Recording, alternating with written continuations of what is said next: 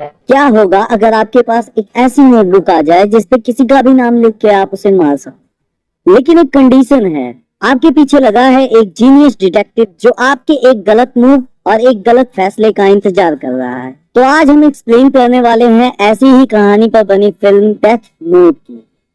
ये कहानी है एक लड़के लाइट याग्निक की जो टोक्यो के एक कॉलेज में पढ़ता है। लाइट एक दिन पुलिस डेटाबेस को हैक कर लेता है और उससे पता चलता है कि खराब जस्टिस सिस्टम की वजह से कितने सारे अपराधी आजाद घूम रहे हैं जिन्हें कड़ी से कड़ी सजा मिलनी चाहिए थी। एक दिन लाइट इन सब से परेशान होकर एक अपराधी का पीछा करता है। वो अपराधी एक खतरनाक हत्यारा है जो बच्चों को अपना शिकार बनाता है।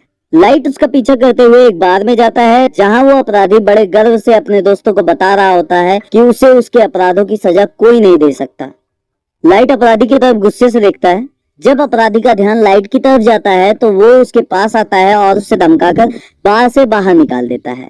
बार के बाहर लाइट को एक नोटबुक पड़ी हुई मिलती है जिस पर लिखा होता है डेथ नोट। लाइट उस नोटबुक को अपने घर ले आता है और उस पर लिखा पहला रूल पढ़ता है जिस पर लिखा होता है अगर इस डेथ नोट पे किसी व्यक्ति का नाम उसका चेहरा ध्यान में रख के लिखा जाए तो वो व्यक्ति मर जाएगा। लाइट को इन सब चीजों पे विश्वास नहीं होता है और वो मुस्कुरा देता है। उसी समय टीवी पर एक न्यूज ब्रॉडकास्ट होती है जिसमें एक अपराधी को दिखाया जा रहा होता है। लाइट जल्दी से उसका नाम डेथ नोट पे लिख देता है। सुबह जब लाइट ब्रेकफास्ट के टाइम न्यूज़पेपर देखता है तो उस अपराधी की मौत की खबर देखकर वो चौंक जाता है। अब लाइट को विश्वास होने लगा था कि ये नोटबुक सच में डेथ नोट है, पर उसके मन में बची थोड़ी सी शंका को दूर करने के लिए उसने उस अपराधी का भी नाम उस पर लिख दिया जिसने उसे बाहर से भगाया था। और रिजल्ट देख के उसे अपनी आंखों पे विश्वास नहीं होता है क्योंकि कुछ ही देर में ही वो अपराधी भी मर जाता है। ये सब देख के लाइट घबरा जाता है और जल्दी जल्दी चलने लगता है। रास्ते में एक खंबे के पास वो रुकता है। उसे एक भयानक आवाज आती है, तो तुम्हें नोटबुक पसंद है? लाइट ऊपर देखता है तो उसे खंबे पे डेथ गॉड बैठा हुआ दिखता है। डेथ गॉड उड़ते हुए उसके करीब आ जाता है और बताता है कि सिर्फ वही है जो उसे देख सकता है। लाइट घबराकर डेथ गॉड से उसका नाम पूछता है तो डेथ गॉड मुस्कुराकर बोलता है, तुम्हें बहुत उत्सुकता है मेरा नाम जानने की। मेरा नाम है रियो और मैं हूँ death God. Light death note की शक्तियों से दुनिया को बदलने और अपराध मुक्त करने का फैसला करता है। वो उन सब अपराधियों को मार देना चाहता है जो उसके हिसाब से जीना डिजर्व नहीं करते। अब लाइट सैकड़ों फेमस अपराधियों को डेथ नोट का इस्तेमाल करके मारने लगता है और क्रिमिनल्स के लिए डर का कारण और आम लोगों के लिए भगवान बन जाता है। पूरे वर्ल्ड में हो रही इन अनयूजुअल मौतों को देखते हुए इंटरपोल इन्वेस्टिगेशन शुरू कर देता है। जब कई महीनों की इन्वेस्टिगेशन के बाद भी इन्वेस्टिगेशन टीम के हाथ कुछ नहीं आता तो परेशान होकर इन्वेस्टिगेशन टीम एल नाम के एक डिटेक्टिव के पास जाती है।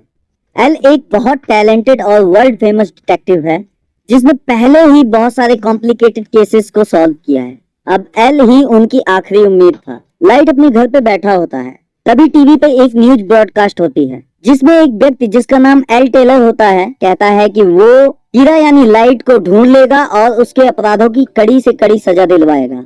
और वो लाइट यानी कीरा को एक बेवकूफ अपराधी भी कहता है। कीरा इस बात से चिढ़ जाता है और जल्दी से एल टेलर का नाम डेथ नोट पे लिख देता है। टीवी पे दिख रहा व्यक्ति कुछ ही सेकंड्स में मर जाता है। उसके मरने के तुरंत बाद टीवी पर एल लिखा हुआ आ जाता है और साथ ही साथ एक आवाज आती है।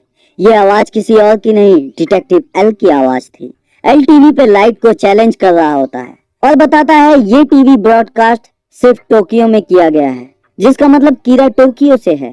और एल को ये भी पता चलता है कि कीरा बिना किसी पर उंगली उठाए उसको मार सकता है।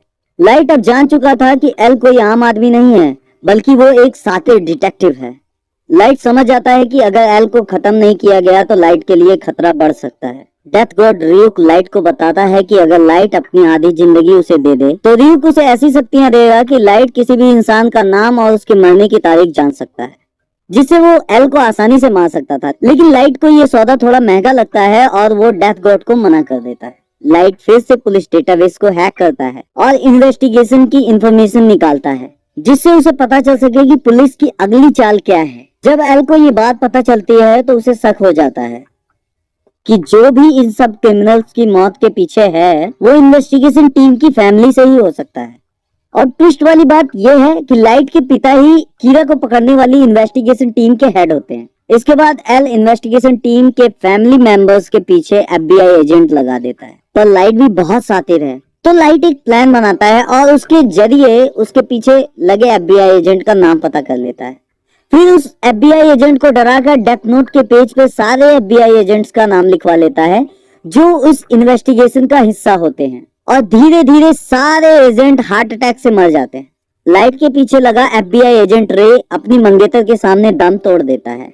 FBI एजेंट रे की मंगेतर नाओमी, जो कि पहले ही FBI एजेंट रह चुकी है, ये तय करती है कि वो रे के कातिल कीरा को सबके सामने बेनकाब कर देगी। उसे लाइट पे शक होता है, जिसके कारण नाओमी लाइट की गर्लफ्रेंड सियोरी को किडनैप करके लाइट को ये कबूल करने पे मजबूर करती है कि वही कीरा है, और कहती है कि अगर लाइट ने ये कबूल नहीं किया तो वो सियोरी को मार देगी। लाइट उसे मना करता है कि वो कीरा नहीं है, लेकिन नाओमी अपनी जिद पर अड़ी रहती है। मौका पाकर सियोरी भागने की कोशिश करती है, पर नाओमी उस पर गोली चला देती है और खुद सुसाइड कर लेती है। सियोरी लाइट के सामने ही दम तोड़ देती है। ये सब इन्वेस्टिगेशन टीम और एल CCTV कैमरे से देख रहे होते हैं। रियो को ये पता चलता है कि सियोरी के किडनैप से सियोरी और नाओमी की मौत तक सब कुछ लाइट का प्लान था। अपने प्लान को अंजाम देने के लिए लाइट ने डेथ नोट के बाकी सारे रूल्स का भी इस्तेमाल किया था। लाइट उसे बताता है कि ये सब करके वो पुलिस की सिंपैथी हासिल करना चाहता था और पुलिस इन्वेस्टिगेशन का हिस्सा बनना चाहता था, ताकि वो एल का नाम पता करके उसे मार सके। बाकी की इन्वेस्टिगेशन टीम एल के साथ वहां पहुंच चुकी थी। अब एल और लाइट एक दूसरे के आमने सामने थे। अब ये दिमाग का खेल कौन जीतता है, जीनियस डिटेक्टिव एल या शातिर कीरा, ये जानने के लिए हमारे वीडियो के पार्ट 2 को जरूर देखें, जो जल्द ही आने वाला है। अगर ये वीडियो आपको पसंद आई हो तो लाइक करें, शेयर करें अपने दोस्तों के साथ और सब्सक्राइब करके बेल आइकन जरूर दबाएं, जिससे हमारा नोटिफिकेशन आपको मिलता रहे।